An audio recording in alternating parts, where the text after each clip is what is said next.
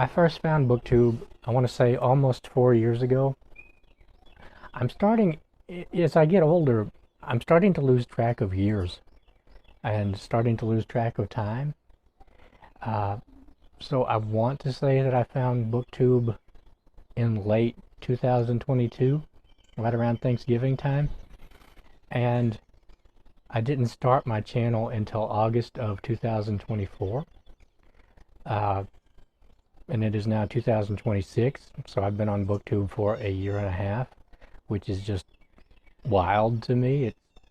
I can't even hardly believe that I've been on Booktube for a year and a half. I still remember how nervous I was actually filming my first video was a lot of fun, but like posting it and one of these people who has never really been able to tell the difference between excitement and anxiety. Uh, anyway, that's really neither here nor there. But finding Booktube, I had gotten to a point where I was really questioning why I was reading as much as I was. I was not reading as much as I had in years past, and I was having a hard time focusing on books. I was starting to ask myself, why am I doing this? Um, Everybody else is out doing things with their lives, and I'm sat up here alone reading. And why am I doing that? And I had started to really get depressed about it. And then I found Booktube. And I had gone through several years. I wrote a book years ago, and I then edited that book.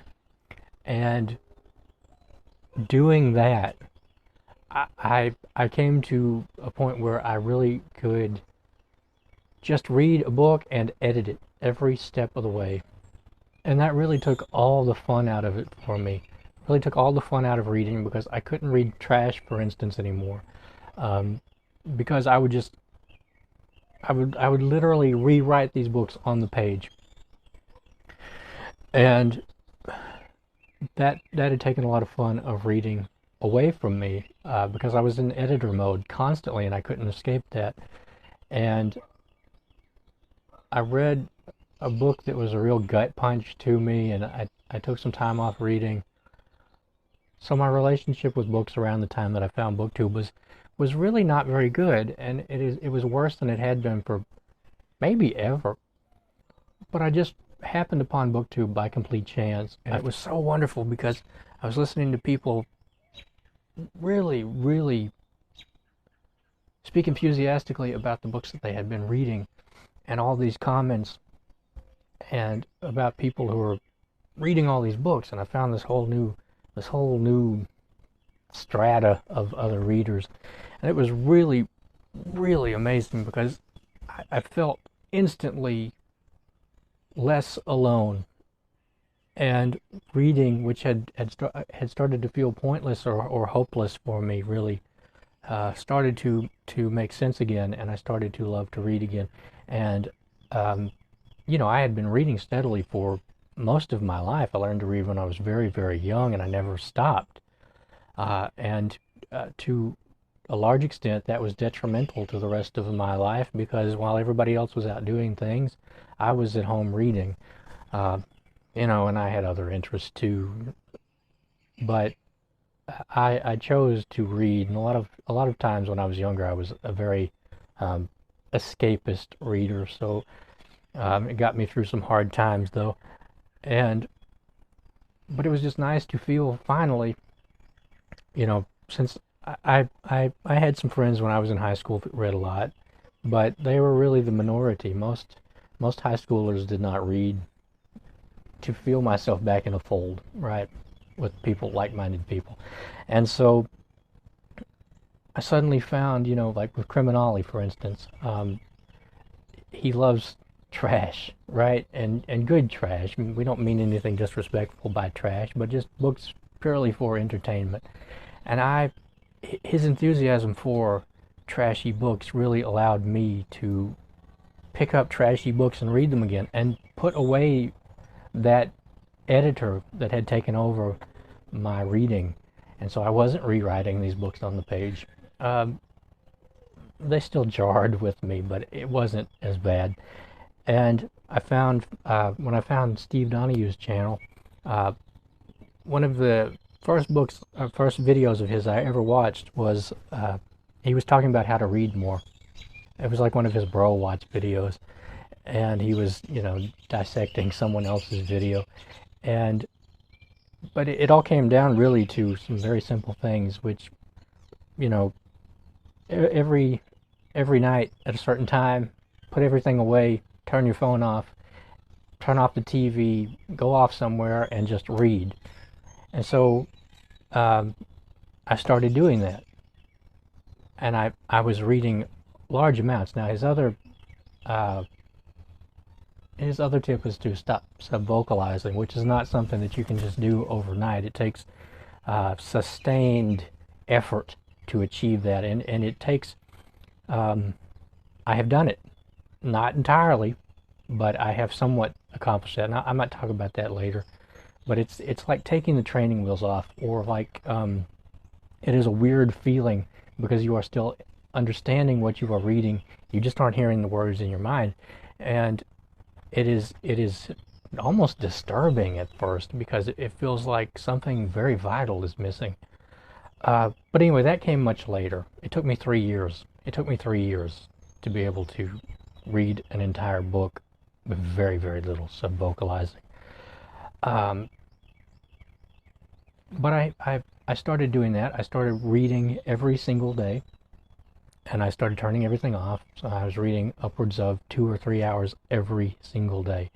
And as I did that, and as I saw myself reading more and more books, I wanted to do it more and more. And so I started pushing aside everything else. I had already given up video games, but I also started giving up like television shows, movies, uh, doom scrolling on the internet, Booktube videos, and I was just reading for several hours every day. And some days I was reading upwards of 6 hours a day. And I know when somebody says that, there's a tendency for people to go, "Oh, nonsense, that's a lie." It was not a lie. Um, I don't really have the responsibilities that other people have. I don't really have the time constraints in a lot of ways that other people have. Uh, but I kept that up for about a year. And I was sometimes reading, and I still was sub-vocalizing. And I'm not really a slow reader. I've never really been a slow reader. But I don't read I can't just pick up a 500-page book and read it in a day. It might take me a week to get through it. Um, and but I was reading, like, say, Agatha Christie novels in an evening, 2 days. I was reading, and we should clarify, I wasn't reading like super difficult books. I was reading Agatha Christie's, Ellis Peters. I think I read a Robert Ludlum, Frederick Forsyth. I was reading these books that really didn't uh, they didn't require serious intellectual commitment, right? I wasn't like reading philosophy or anything like that. But I was reading steadily every single day. I was getting through lots and lots of books, and I read more books in a 1 year period than I may ever read again. I don't know. And I'm not going to say the number because I feel like if I said the number, people would think that I was lying, because there is a tendency among some viewers to think that all of us booktubers are just lying. And uh, that hurts, because I know very well the hours that I spent by myself with a book in my hand. Hours and hours, hours. Day after day after day. It was the main thing I was doing in my life at that time. And that's what leads me to my next point, which is that I started to feel some burnout from that. I started to yet again feel burnout from reading, because now I felt like I was forcing myself a lot of times to spend those hours reading, rather than, say, watching a movie or watching some TV show or something, or going out someplace. Other things. There were other things that I wanted to do, but I was so locked into this desire to read more. And I should say here that my desire to read more was not to impress anyone. It was that since I was very young, I've always wanted to be a serious reader, and I sort of overcommitted to that in a too fast period of time. I did not ease into it. I forced myself into it a lot of times, and that really started to wear me out. And by serious reader, I just mean that I wanted to make a daily committed effort to reading a lot of books, because reading is what I really, really like to do. Reading is what I enjoy doing, and it's something that I see. I've said this before, I don't know if people believe me, and I don't really care if they believe me, but I really see reading as my main purpose in being alive. And I know that sounds really sad to some people, but it's not any different than somebody who feels that skateboarding or mountain climbing or whatever is their purpose for being alive. It's just I like to read, and it's what I've always wanted to devote myself to. But it also was taking a lot out of me, and I think that I was taking it too seriously. Right, I was trying to force myself to do something before I was really ready. And so I had started to, well, then I started my channel. So I started my channel in August of 2024, I believe. And I was trying to maintain my reading. So I was reading at that time something like 20 books in a month. And that's because every day, like I said, I was reading for hours and hours every single day. And when I started my channel, I had to learn how to make videos. I had to learn how to post videos. And when I first started, I did not know that I had editing software already on my laptop. So I was using a less reliable phone, and sometimes it would just delete the videos before I was finished with them. It would just stop and delete everything I had made. So I would have to do, say, a 20-minute video like 4 times sometimes, because maybe I would get 15 minutes into a video and it would cut out, or I would get 20 minutes into a video and then have a terrible coughing fit, and I didn't know how to edit, so I would just start over. And maybe I would say something really stupid and ramble off, and I would just start the video over. So then I learned that I could edit. And so I had to teach myself to edit videos. And so there, I had this whole new thing going on of all these hours being spent learning how to make videos, learning how to edit videos. And then also I was spending a lot of time replying to people in the comments, because I'm somewhat of a perfectionist. I like to when somebody leaves me a comment, I really like to address every point that they have made, and sometimes comments are really long. And I had not been having conversations through email or direct messaging or anything like that for many years. I think I quit using Facebook in 2013, and I never really, I think I sent like a handful of emails in those 10 years or so between me quitting social media and getting on YouTube. I was reading about 20 books a month, 18 to 20 books a month, because of that whole reading goal thing. And when I started making videos, I learned very quickly that with this new thing that I was doing, taking up so much time, my reading dipped.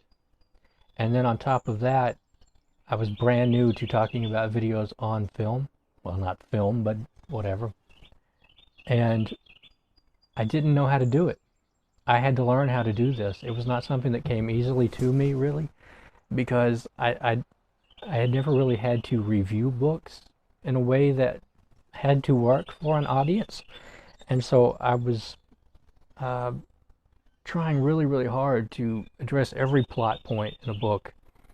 And I think my ego was wrapped up in it a little bit. I was trying to prove to the audience that I had read these books, because, of course, I had read all these comments and other people's videos were about how booktubers are lying and all this.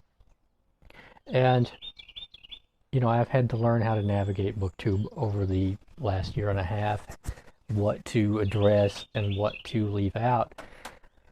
But it was really frustrating for a while trying to read and keep that up. But I did ease into it, but my reading dipped. And it dipped because of the hours spent doing this new thing, and it dipped because I started to get really frustrated by talking about videos on camera, or talking about books on camera, and I didn't know how to talk about books. And so when I read more, I felt this obligation to talk about them on camera, and that led to somewhat of a problem because sometimes I would read a really I remember I read The Antichrist by Friedrich Nietzsche about 3 months, 4 months after I started, and I just completely bombed on that, just completely copped out because everything that I was trying to say just didn't work, right? And so my point here is that I became a little bit gun shy about reading serious books, about reading really long books, about reading uh, philosophy or reading literature because I didn't feel capable of talking about them on camera.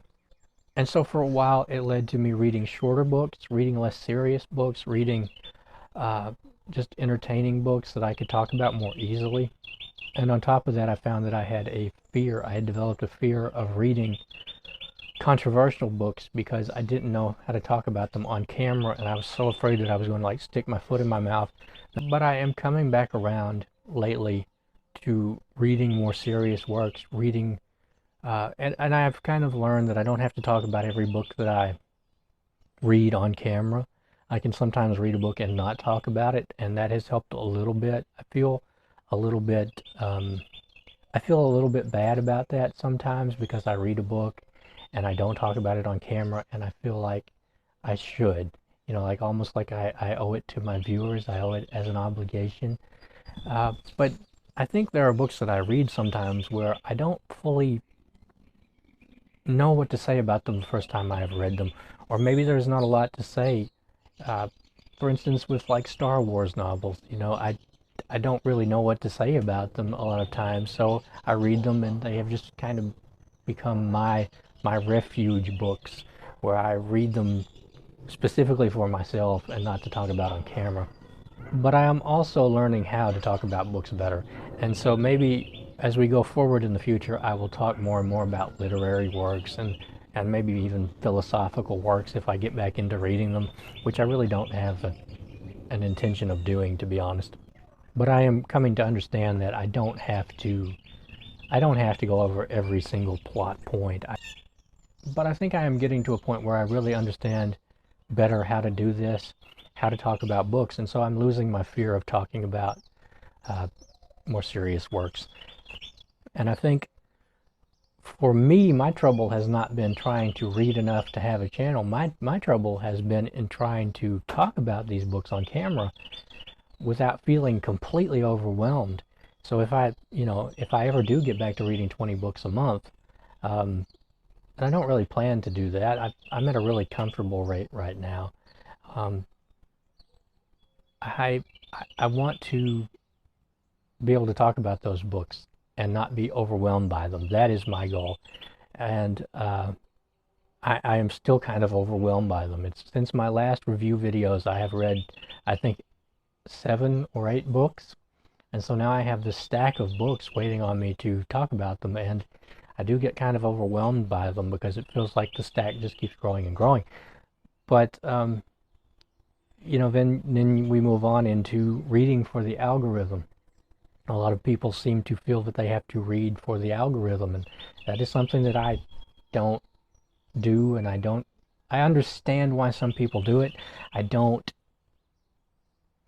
really condone that. I don't really like the idea of that because um, it, it's kind of a trend for one thing, and I'm not a real big fan of trends. I don't follow trends. I very much read what I want to read when I want to read it, and I don't want anyone dictating to me or any algorithm dictating to me what I can and can't read. It seems to me that people read for the algorithm. I mean, that sort of is for views and to become monetized and make money off of this, and I really don't I would love to have more subscribers, but it's not for the money. I don't, I don't want this to be a career. I don't really enjoy being in front of the camera, to be honest with you. And if I had to get in front of the camera and be a high energy person and follow the trends and talk about booktube drama, talk about author drama, I would quit because I don't enjoy doing that. I don't want to be a high energy. I'm not a high energy person, really. This video feels like it's more high energy than I normally am right now, but I don't want that for myself. And I know from my own experience that what's more important to me is having conversations with my viewers, having conversations with other booktubers. That is what really got me into this, why I started this, why I wanted to do this, and I wanted to give back to other people because, like I said, Booktube had really taken me out of a serious slump in my reading and taken me out of depression a couple of times, and I wanted to be part of that. I wanted to help other people that way, and I hope that I have. Um, anyway, I feel like I'm going off topic, but I don't feel the urge to read for the algorithm like other people do. I feel,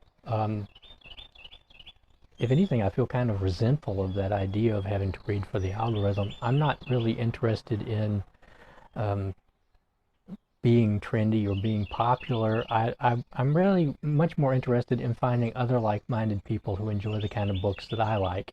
And if I were to go off and read for the algorithm, and I know that I could do it if I wanted to, for instance, I could read, I don't know, I could make up a goal of reading all the classics on my shelf, and I could read one classic after another and do individual reviews of those classics and top 10 lists of classics, top 10 lists of horror novels, and that sort of thing, and I could probably get a lot of viewers. But that just doesn't feel like me. And if I read classics, I'm going to do it in my own time. I'm not going to do it because of any sort of algorithmic urging. I don't. Anyway, we'll just move on from that because I find that kind of frustrating when I hear other people talk about how they feel this need to read for the algorithm. You don't have to. And I know it can be lonely, and maybe you're not going to achieve your dream of making a career out of this. But anyway, I don't want to talk about that. That goes off the rails. And one more thing I hear a lot about is that people start booktubing, and they start to feel their reading is sort of taken out of their hands a little bit because they get really involved in buddy reads and in booktube events. And I like booktube events myself, but I like them. I like the idea of them better than I like participating in them, if that makes sense. Like, I really like the idea of everybody getting together in June and reading westerns, getting together in August and reading trashy books, entertaining books, and getting together in March and reading mysteries.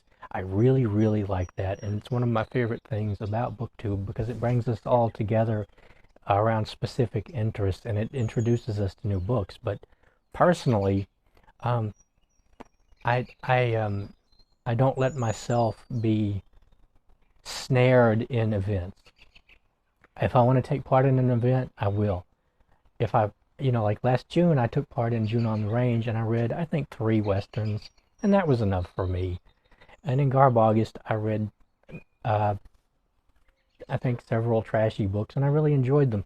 But I didn't force myself to read them, and I think a lot of people seem to be much more TBR oriented than I am, to be read oriented than I am, goal oriented than I am, where I'm really more of I read on a whim. I have many varied interests, and I like to jump back and forth between them, and so creating TBRs, it just doesn't work for me. I chafe under restrictions like that, and it just doesn't help me. It's much more beneficial to my own way of reading to just bounce from subject to subject. And so if I want to take part in an event, I will, but I don't force myself to do it. And as for buddy reads, I've only had one person offer to have a buddy read with me, and that was, I think that's the case, if I remember right, and it Kevin Toll, and I bought A Maiden's Grave by Jeffrey Deaver, and I know that's the name of the book. It's by the guy who wrote The Bone Collector, which is a really well-written, terrifying book. That is a hard book to get through, The Bone Collector. It's well written, but man, is it violent. And there is no respite to the violence. So there's no flinching away from the violence. So Kevin offered to have this buddy read with me, and I would love to do that.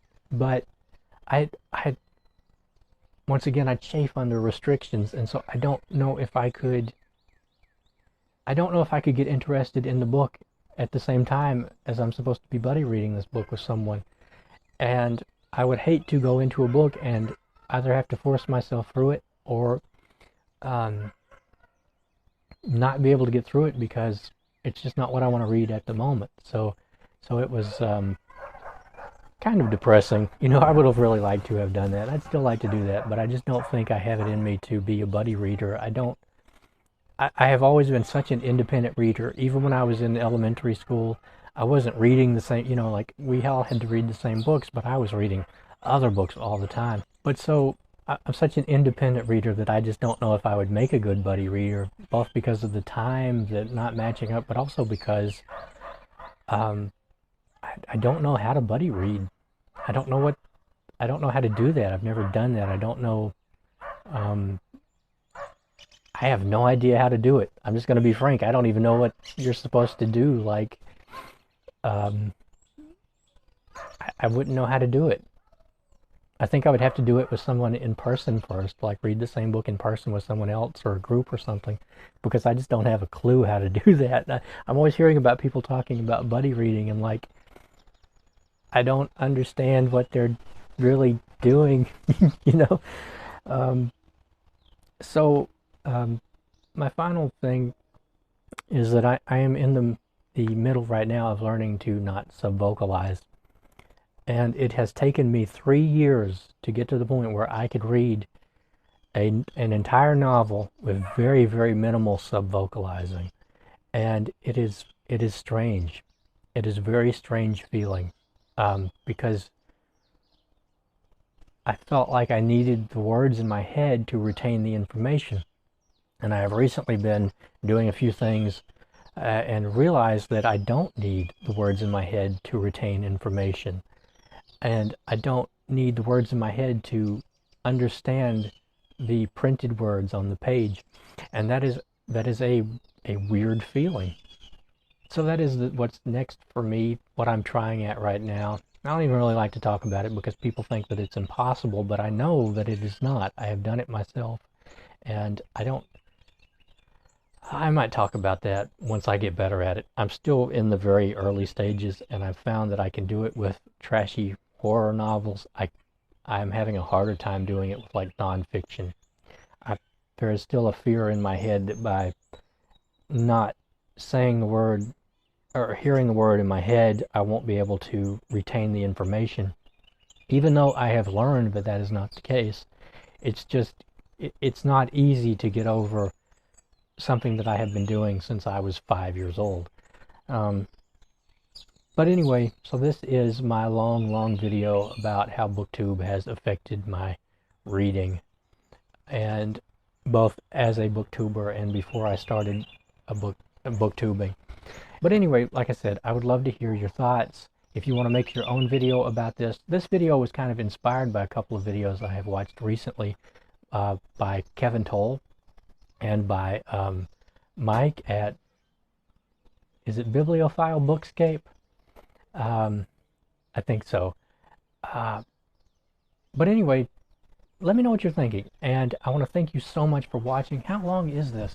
Oh my goodness, this is 44 minutes long. Okay, anyway, so maybe if you're still here with me, I want to thank you so much for watching and for hanging out with me today. And I'll see you next time.